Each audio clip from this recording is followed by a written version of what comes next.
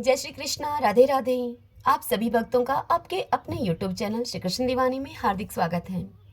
आज आप सुन रहे हैं माघ मास महात्म्य का 27वां अध्याय। सर्वप्रथम भगवान का स्मरण करते हुए सभी बोलिए ओम नमो भगवते वासुदेवाय। श्री राधा कृष्णाभ्याम नमो नमः। देवी पार्वती ने भगवान शंकर से पूछा, हे महेश्वर, अब आप मुझसे भगवान के वैभव, मत्स्य, कूर्म आदि अवतारों का विस्तार पूर्वक से वर्णन कीजिए। तब महादेव जी देवी पार्वती से बोले, हे देवी, तुम एकाग्रचित होकर सुनो। मैं श्री हरि के वैभव, मत्स्य, कूर्म आदि अवतारों का तुमसे वर्णन करता हूँ। हे देवी, जैसे एक दीपक से दूसरे अनेक दीपक जला लिए जाते हैं, ठीक उसी प्रकार एक परमेश्वर के अनेक अवतार होते हैं। उन अवतारों के प्रावस्त, व्यूह और विभव आदि अनेक भेद हैं। भगवान विष्णु के अनेक शुभ अवतार बताए गए हैं। ब्रह्मा जी ने भृगु, मरीचि, अत्रि, दक्ष, कर्दम, पुलसत्य, पुलह, अंगिरा और क्रतु इन 9 प्रजापतियों को उत्पन्न किया। इनमें मरीचि ने कश्यप को जन्म दिया। कश्यप के 4 स्त्रियां थीं, अदिति, दिति, कद्रु और विंता। अदिति से देवताओं का जन्म हुआ। दिति ने तमोगुणी पुत्रों को उत्पन्न किया, जो कि महान असुर हुए। उनके नाम इस प्रकार हैं: मकर, हयग्रीव, महाबली, हिरण्याक्ष, हिरण्याकशिपु, जंब और मैं आदि। मकर बड़ा बलवान था। उसने ब्रह्मालोक में जाकर ब्रह्मा जी को मोहित करके उनसे संपूर्ण वेद ले लिए। इस प्रकार श्रुतियों का अपहरण करके वह महासागर में घुस गया। फिर तो सारा संसार धर्म से शून्य हो गया। वर्ण शंकर संतान उत्पन्न होने लगी। स्वाध्याय, वषटकार और वर्णाश्रम धर्म का लोप हो गया। तब ब्रह्मा जी ने संपूर्ण देवताओं के साथ क्षीर सागर पर भगवान की शरण में जाकर मकर दैत्य के द्वारा अपहरण किए हुए वेदों का उद्धार करने के लिए क्षीर सागर पर शयन करने वाले भगवान का सत्वन किया। महादेव जी देवी पार्वती से कहते हैं, हे पार्वती, ब्रह्मा जी के इस प्रकार प्रार्थना करने पर संपूर्ण इंद्रियों के स्वामी परमेश्वर श्री विष्णु मत्स्य रूप धारण करके महासागरों में प्रविष्ट हुए।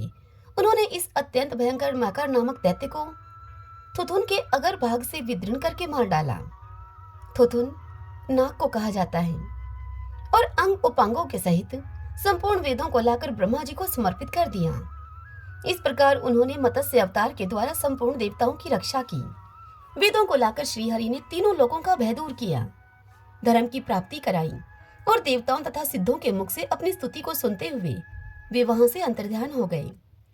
हे प्रिय पार्वती, अब मैं श्री विष्णु के कूर्म अवतार संबंधी विश्व वंदित वैभव का तुमसे वर्णन करूंगा।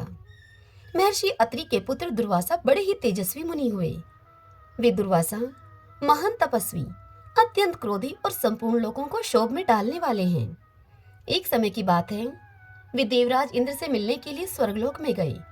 उस समय इंद्र ऐरावत हाथी पर आरूढ़ होकर संपूर्ण देवताओं से पूजित होकर कहीं जाने के लिए उद्यत थे। इंद्र को इस प्रकार देखकर महातपस्वी दुर्वासा का मन प्रसन्न हो गया।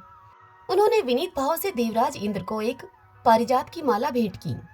देवराज ने उस माला को लेकर हाथी के मस्तक पर डाल दिया और स्वयं नंदनवन की ओर चल दिए।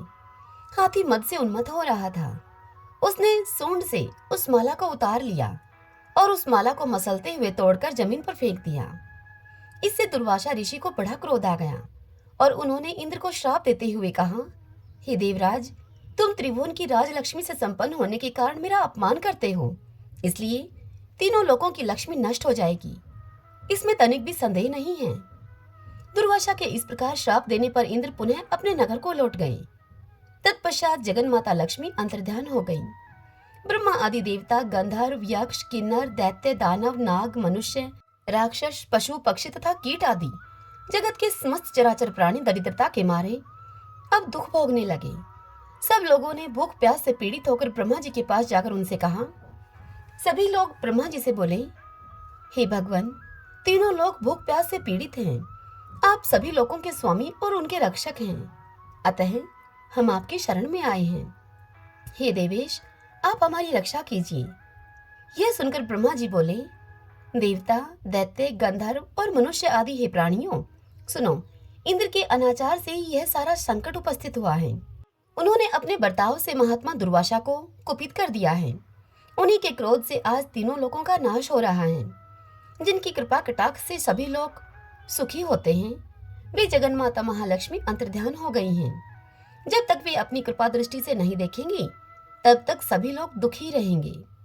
इसीलिए हम सब लोग चलकर क्षीर सागर में विराजमान सनातन देव भगवान नारायण की आराधना करें। उनके प्रसन्न होने पर ही संपूर्ण जगत का कल्याण होगा। ऐसा निश्चय करके ब्रह्मा जी संपूर्ण देवताओं और भृगु आदि महर्षियों के साथ क्षीर सागर पर चले गए और विधि पूर्वक पुरुष सूक्त के द्वारा उनकी आराधना करने लगे। उन्होंने अनन्यचित होकर अष्टाक्षर मंत्र का जप और पुरुष सूक्त का पाठ करके परमेश्वर को ध्यान करते हुए उनके लिए हवन किया तथा दिव्य स्तोत्रों से सतवन और विधिवत नमस्कार किया। इससे प्रसन्न होकर भगवान ने सब देवताओं को दर्शन दिया और कृपा पूर्वक उनसे कहा, हे देवगण, मैं वर देना चाहता हूँ, तुम लोग इच्छा अनुसार वरदान मांगो। यह सुनकर ब्रह्मा आदि संपूर्ण देवता हाथ जोड़कर भगवान से बोले, हे भगवान, दुर्वासा मुनि के श्राप से तीनों लोग संपत्तिहीन हो गए हैं। हे पुरुषोत्तम, इसीलिए हम अब आपकी शरण में आए हैं। यह सुनकर श्री भगवान बोले, देवताओं, अत्रि कुमार दुर्वासा मुनि के श्राप से भगवती लक्ष्मी अंतर्ध्यान हो गई हैं।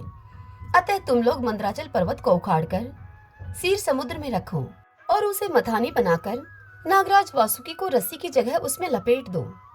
फिर दैत्य, गंधर्व और दानवों के साथ मिलकर तुम समुद्र का मंथन करो।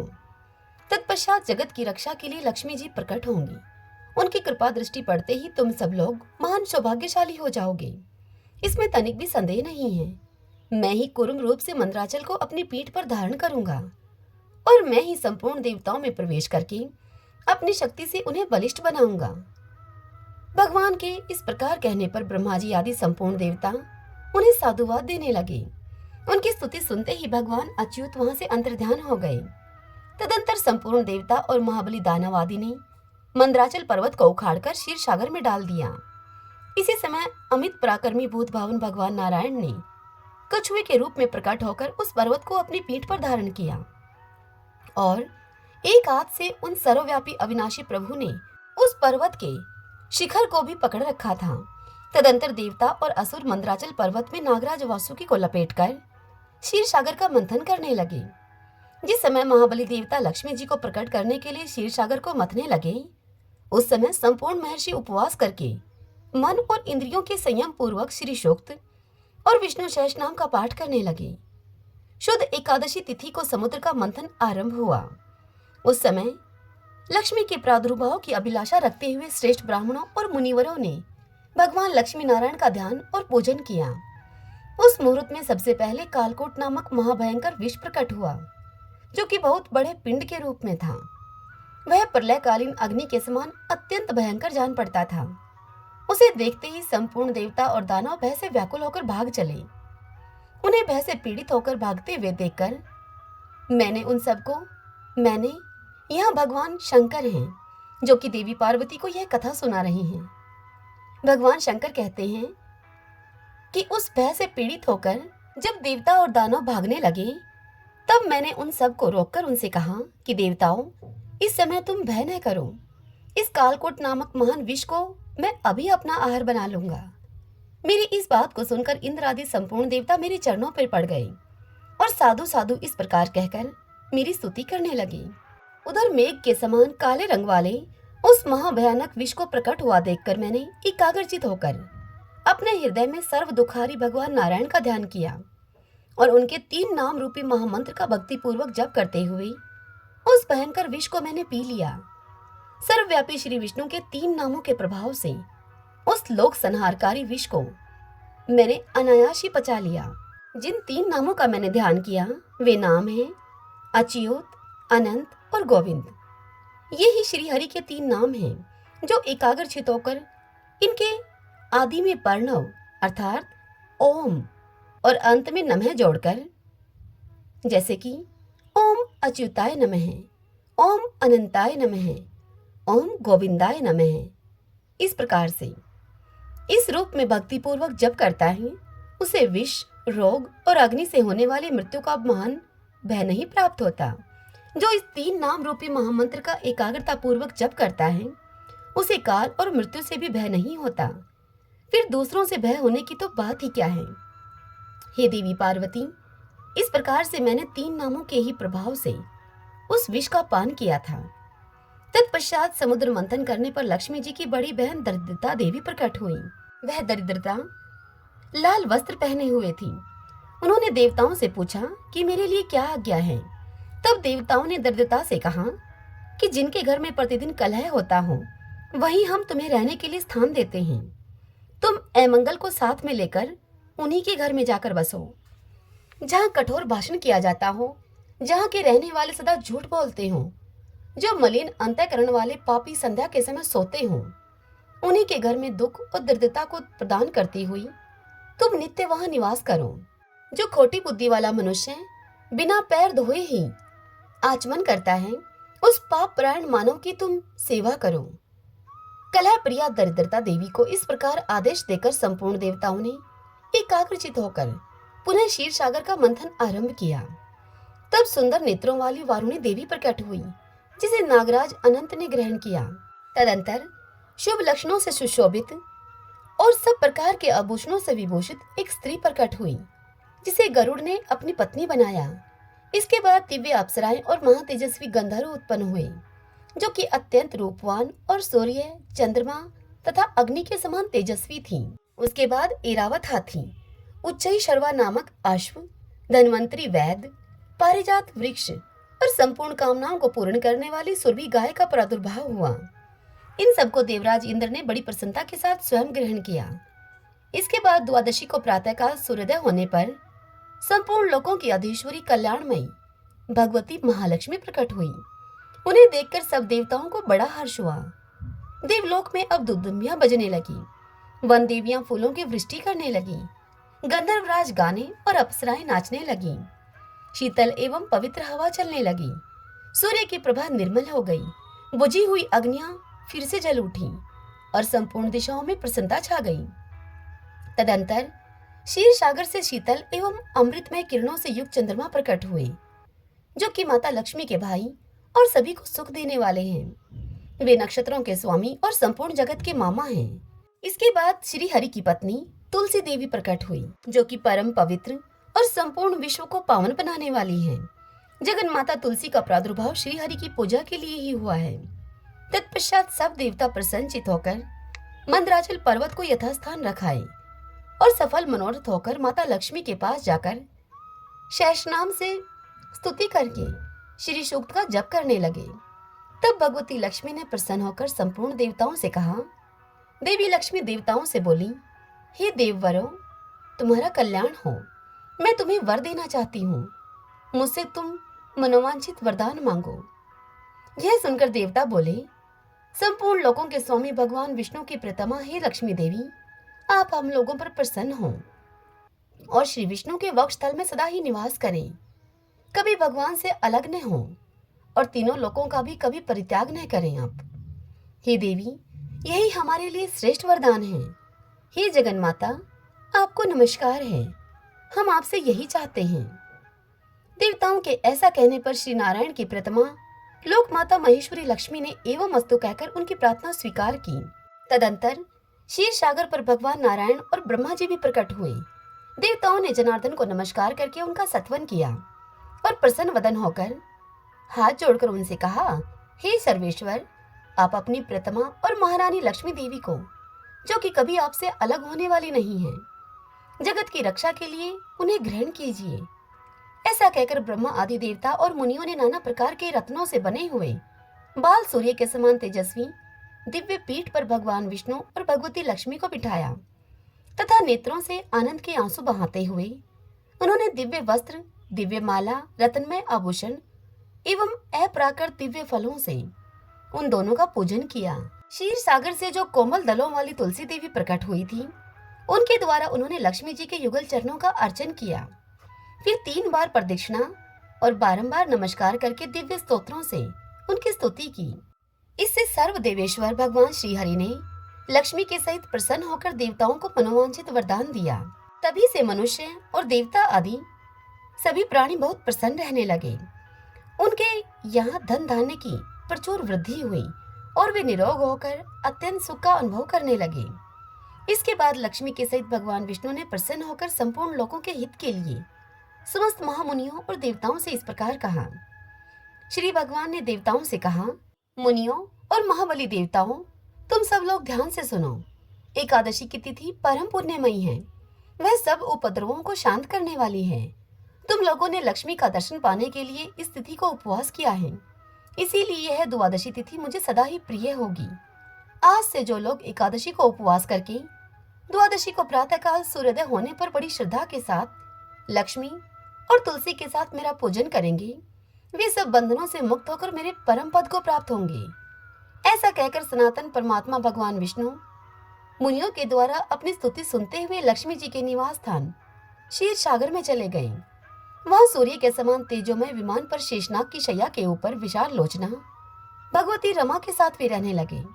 वे देवताओं को दर्शन देने के लिए सदा ही वहां पर निवास करते हैं। तदंतर सब देवता कश्यप रूपधारी सनातन भगवान का भक्तिपूर्वक पूजन करके प्रसन्नचित होकर उनकी स्तुति करने लगे।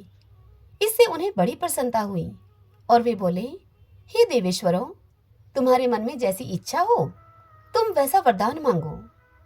तब देवता श्री भगवान से बोले, हे महाबली देवेश्वर, आप शेषनाग और दिग्गजों की सहायता के लिए 7 द्वीपों वाली इस पृथ्वी को अपनी पीठ पर धारण कीजिए।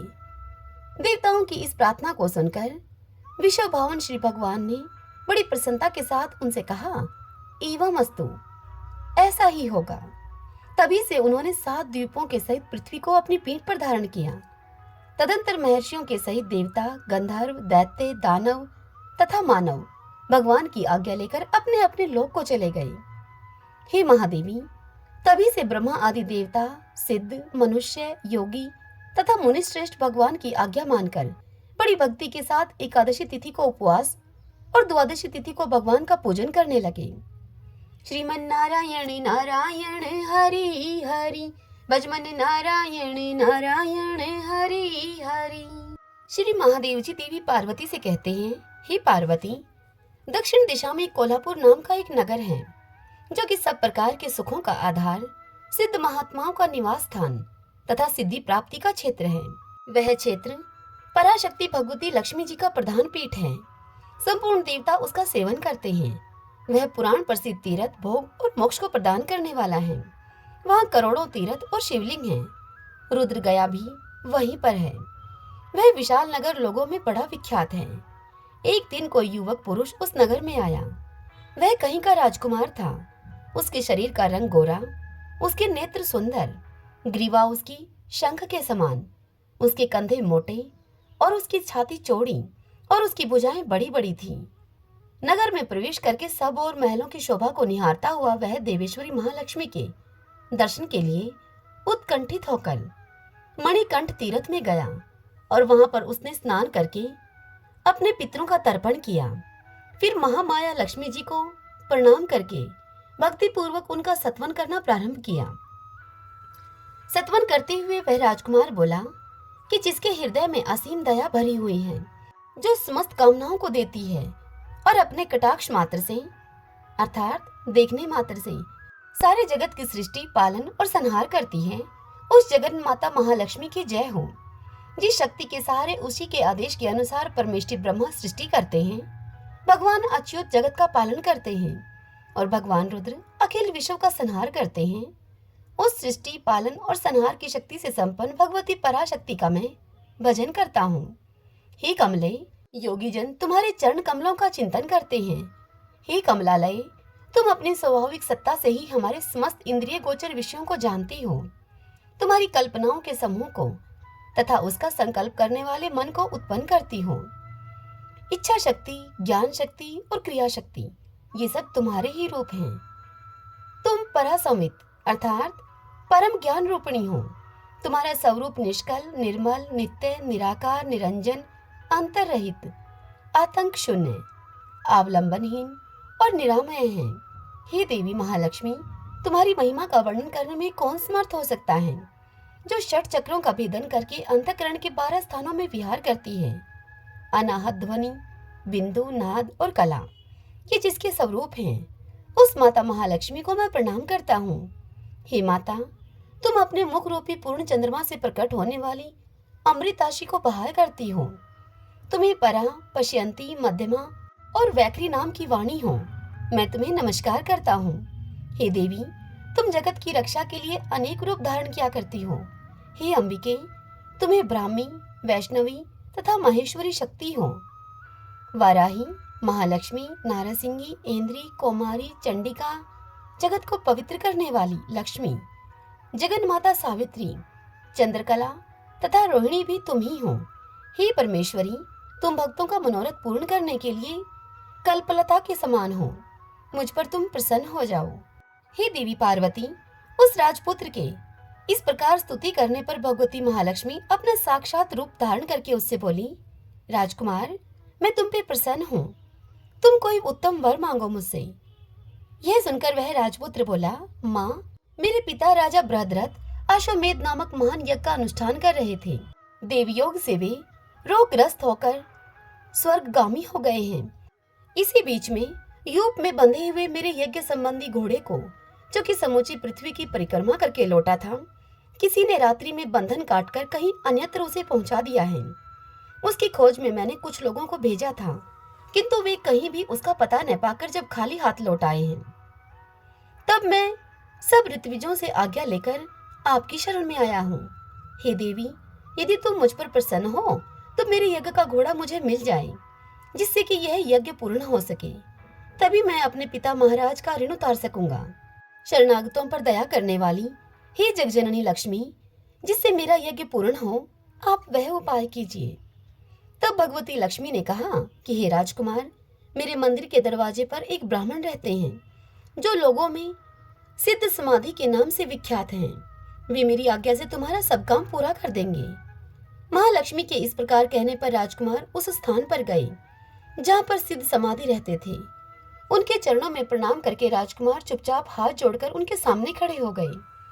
तब ब्राह्मण ने राजकुमार को देखकर उनसे कहा कि तुम्हें माताजी ने यहाँ पर भेजा है।